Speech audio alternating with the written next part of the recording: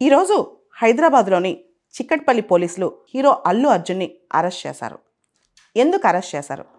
Hero Allu Arjun పైన, ఆయన team పైన, సంధ్యా థియేటర్ యాజమాన్యం పైన ఒక కేసు నమోదైంది.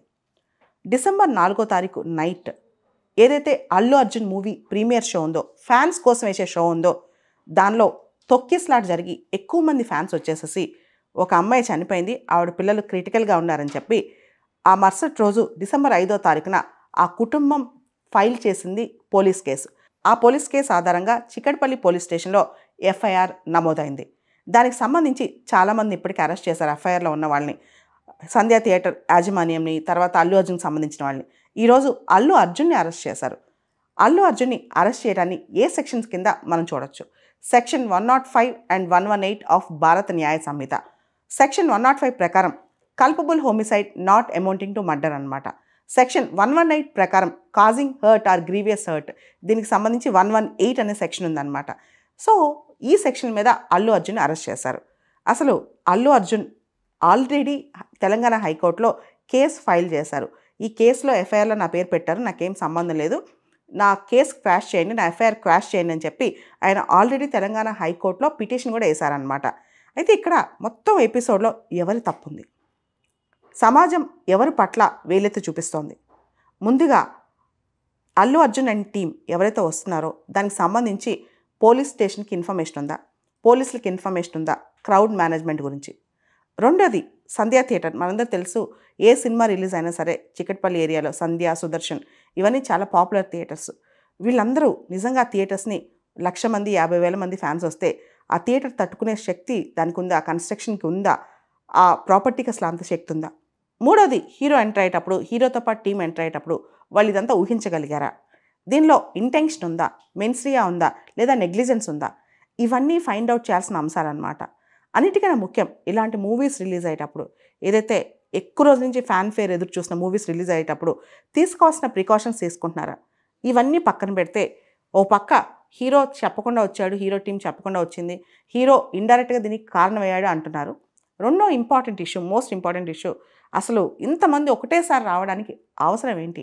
అంతమంది ఎందుకు వచ్చారు? అంత తొక్కిసలాట ఎందుకు జరిగింది? దీనికి సంబంధించి సూమోటోగా అసలు పోలీసులు అక్కడికి వచ్చారా? ఇన్ని ఇష్యూస్ అక్కడ ఉన్నాయన్నమాట. వీటన్నిటిని ఆలోచించి బేరీజ్ వేసి నిజ నిర్ధారణ జరగాలి. చట్టం ముందు అందరూ సమానులే, అసలు తప్పే లేదు. చట్టం హీరో అయినా, పొలిటీషియన్ అయినా, పెద్ద సీఎం అయినా, పీఎం అయినా, నువ్వైనా, నేనైనా అందరూ ఒకటే చట్టం ముందు. అయితే ఈ చట్టాన్ని ఎంతవరకు ఎవరు అతిక్రమించారు, ఆ ప్రొపోర్షనాలిటీ ఆఫ్ క్రైమ్ ఎంత, నెగ్లిజెన్స్ ఎంత, దానిలో మెన్స్రీ ఎంత, అంటే గిల్టీ ఇంటెన్షన్ ఎంత, అసలు ఏ ఫ్యాన్కైనా ఇలా జరగాలని హీరో కోరుకుంటాడా? ఇది కూడా ఒకసారి ఆలోచించాలన్నమాట. ఎంత నెగ్లిజెన్స్ ఉంది అసలు? ఇలాంటి shows, premier shows, benefit shows, ఇవన్నీ కూడా ఎవరు పర్మిషన్ ఇస్తున్నారు? సినిమాటోగ్రాఫ్ యాక్ట్ అనేది స్టేట్ గవర్నమెంట్ చేతిలో ఉంది. మరి స్టేట్ గవర్నమెంట్ దీనికి సంబంధించి ముందే ఎందుకు చర్యలు తీసుకోలేదు? అంటే కేవలం ఒక హీరోని బేస్ చేస్తే, హీరోని అరెస్ట్ చేస్తే సమస్య సాల్వ్ అవుద్ది అనుకుంటే ఖచ్చితంగా చేయాలి.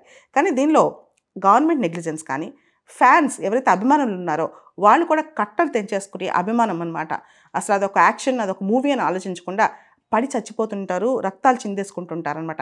ఇది ఎంతవరకు కరెక్ట్? దాని తర్వాత హీరో ఎవరైనా సరే, ఏ హీరో అయినా, ఎవరైనా, ఏ స్పోర్ట్స్ పర్సన్ అయినా, ఏ సెలబ్రిటీ అయినా, అది వాళ్ళ జీవనోపాధి. ఆ జీవనోపాధి కోసం వాళ్ళు ఎంతైనా చేస్తారు, దానికోసం ఎంతైనా హడావుడి చేస్తారు. ఆ ఫిల్మ్ టీం కానీ, డైరెక్టర్స్ కానీ, ప్రొడ్యూసర్స్ కానీ ఇంత హడావుడి చేసినప్పుడు ప్రజలకి ఎందుకు అర్థం కాదు ఇది? అండ్ ఈ రోజుల్లో సోషల్ మీడియా వచ్చిన తర్వాత ప్రతి హీరో లైఫ్ కంప్లీట్గా పబ్లిక్లో ఉంటుంది, ప్రతి విషయం తెలుస్తుంది. ఇంకా అంత ఫ్యాన్ ఫాలోఅప్, ఫ్యాన్ బాయ్స్ అంత పడి చచ్చిపోవటాలు ఎందుకు? దీనికోసం ఇప్పుడు ఎంతమంది జీవితాలు నాశనం అవుతున్నాయి ఒకసారి ఆలోచిస్తే, కంప్లీట్గా ఒక థియేటర్ కానీ, లేదా మొత్తం ఫ్యాన్స్ కానీ ఎంతమంది హర్ట్ అవుతున్నారు? ఒక హీరో, ఆయనకు అంత ఇమేజ్ ఉన్న హీరో, ఇదంతా చూస్తుంటే కనుక రూల్ ఆఫ్ లా ఉండాల్సిందే, రూల్ ఆఫ్ లా కరెక్టే. కానీ ఇలాంటి సంఘటనలు, అవాయిడబుల్ సంఘటనలు, అంటే వీటిని ఖచ్చితంగా చిన్న చిన్న ప్రికాషన్స్తో నివారించవచ్చు. అలా నివారించలేకపోగా ఇంత దూరం తీసుకొచ్చిన నిర్లక్ష్యం అనేది దీనికి అందరూ కారణమే. దీనికి ఒక పక్క ప్రభుత్వం, ఇంకో పక్క టీం, ఆ మూవీ టీం మొత్తం, ఇంకో పక్క మొత్తం ఈ ఫ్యాన్ బేస్, వీళ్ళందరూ కూడా కారణమేనని నేను అంటాను. అంతేగాని ఒక హీరోనో లేకపోతే ఒక ఫ్యాన్నో బేస్ చేసుకుని ఇది కేసులు కానీ, ఎఫ్ఐఆర్లు కాదు. ఓవరాల్గా గవర్నమెంట్ నెగ్లిజెన్స్. ఎందుకంటే సినిమాటోగ్రాఫ్ యాక్టే గవర్నమెంట్ చేతిలో ఉంటుందన్నమాట. స్టేట్ గవర్నమెంటే, ముఖ్యంగా డిస్ట్రిక్ట్ మెజిస్ట్రేటే సినిమాటోగ్రాఫ్ యాక్ట్ సంబంధించి, దానికి సంబంధించి ప్రీమియర్ షోస్, బెనిఫిట్ షోస్ ఇవన్నీ ఎంతమంది వస్తున్నారు అనే అసెస్మెంట్ లేకుండా ఏ సంఘటన, మీరు ఎంత పెద్ద ఈవెంట్ చూడండి, అది పుష్కరాలు కావచ్చు, లేకపోతే అది పెద్ద క్రౌడ్ పుల్లింగ్ ఈవెంట్ కావచ్చు, లేదా గవర్నమెంట్ ప్రోగ్రామ్ కావచ్చు, ఎంతమంది క్రౌడ్ వస్తారో ముందే అసెస్ చేస్తాం. క్రౌడ్కి సంబంధించి పోలీస్ స్టేషన్లో ముందే చెప్తాం అనమాట. చెప్పకపోయినా అంతమంది క్రౌడ్ వస్తున్నారని తెలిసి పోలీసులు సుమోటోగా కూడా వాళ్ళే వచ్చి దాన్ని కంట్రోల్ చేయొచ్చు అనమాట. ఇన్ని ప్రికాషన్స్ ఉన్నాయి. అండ్ అంత పెద్ద క్రౌడ్ వచ్చేటప్పుడు ఒక మెడికల్ టీమ్ ఇమీడియట్గా అక్కడ ఎందుకు లేదు? ఇంకో క్వశ్చన్ ఏంటంటే, అంత పెద్ద క్రౌడ్ వచ్చినప్పుడు ఒక మెడికల్ టీమ్ అక్కడ ఇమీడియట్గా ఎందుకు లేదు? అమ్మాయికి అంబులెన్స్ కానీ ఇమీడియట్ రెస్పాన్స్ ఎందుకు జరగలేదు?